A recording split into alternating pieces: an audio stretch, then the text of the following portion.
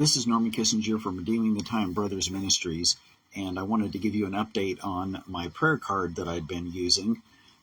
We are here in a exceptionally cool spring for Missouri, actually. We are in June, where we're usually in the 90s and already 100s, and it's still been unseasonably cool. But we haven't had a lot of rain, and finally it decided to rain. And so we're grateful for that because we've needed it for quite a while. I want to show you my wife's beautiful plant if you're a plant person. So she has a really pretty, I am actually not sure what that is, because I'm not a plant person other than maybe vegetables. I think it's some sort of, I don't even know. I wouldn't even be able to venture a guess on that, but it's growing really pretty. I wanted to give you an update on my prayer journal, and so here it is. And remember, I took a prayer journal here a couple of weeks ago, folded it into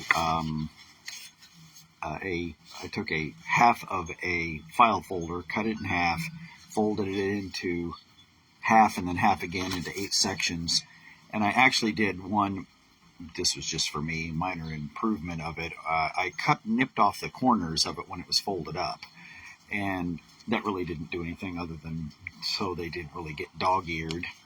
And then it more readily divided off the sections.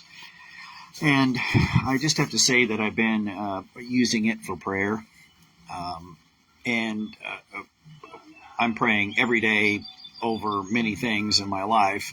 But I found this to be helpful to kind of keep track of when I'd promised to pray for somebody. So I told somebody today, I messaged them and said I was praying for them. And so I wrote it down in my journal so I would not forget. So on Sunday, they will be prayed for every Sunday until the Lord leads me to pray for something else in their life or to do something else in their life. Now, with this journal, I just write basically names and ministries, and maybe very general descriptions of what I'm praying for. This can be modified in a lot of different ways. You could write down very specific prayer requests. I happen to be using a cheap mechanical pencil here to write them down, except for the permanent ones, that people like my family that I would pray for all the time, every day, every week, no matter what. But that mechanical pencil then is used to write down prayer requests. Now, this can be modified in probably 100 ways that somebody who has a more creative brain than mine. I am not one of those people that can go find a stick in the woods and then turn it into something you can hang on the wall and it looks wonderful. So I'm not very creative in that way. But somebody who's very creative could probably come up with a lot of different ways that you could use the prayer journal here and the ways that you can modify it. But I do find that, again, it's very helpful in a very simple, low-tech way to keep track of praying for people so that everybody in my life that I feel led to pray for is prayed for at least once a week and sometimes every day. And it can be modified where they could be put on there twice a week or 3 times a week, or, you know, the sky's the limit on how you can modify this. Now, I want you to notice that in my in the journal there that I am only down to about a quarter of or 1/3 of the journal. That means that even though probably a good 50 people, 30 to 50 people probably are being prayed for. I don't know, I haven't added it up.